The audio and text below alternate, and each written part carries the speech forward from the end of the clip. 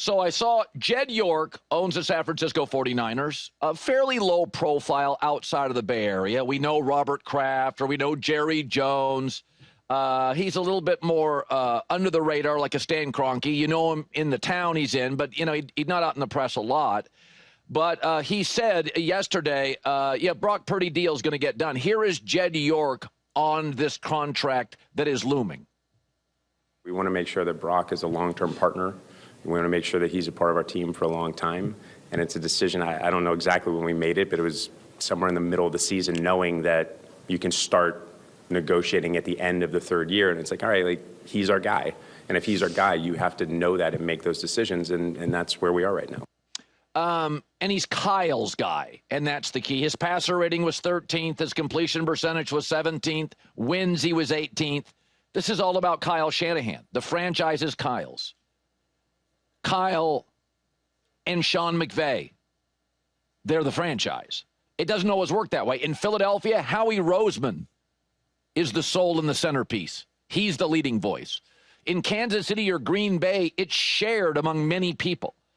But if Kyle Shanahan views Brock Purdy as a top 10 quarterback, then he is. The deal will get done. I mean, Matt Stafford is great. One of the great arm talents of my life in the NFL. But it's the voice of Sean McVay that moved into Stafford, off of Goff, and will move eventually off of Stafford. In New England for years, what was the term? In Belichick, we trust. It wasn't in Brady. It was in Belichick. Bill was the singular decision-making voice in big spots. Now, you can get into trouble when there's Seattle, Russell Wilson, and Pete Carroll. Both felt like they deserved a little more of the credit for being the voice. That led to a divorce. I think in Green Bay, Mike McCarthy and Aaron Rodgers both felt a little disrespected, wanted a little more control. That led to a divorce. But in San Francisco, there are two things about Brock Purdy that Kyle Shanahan loves. Number one, cognitively, he can really read a defense quickly. Sam Darnold said he'd never seen a quarterback like that. He can just see the field, very quick processor.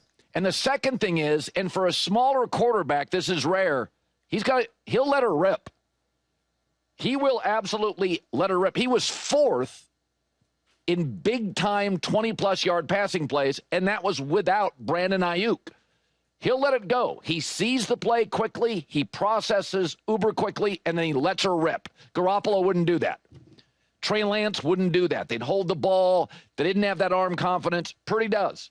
So you may have 55 guys on the roster and 14 trainers and 27 scouts, and the executive front office is 35 people, but most organizations have a singular voice that makes the biggest decisions, and in San Francisco, that's Kyle Shanahan.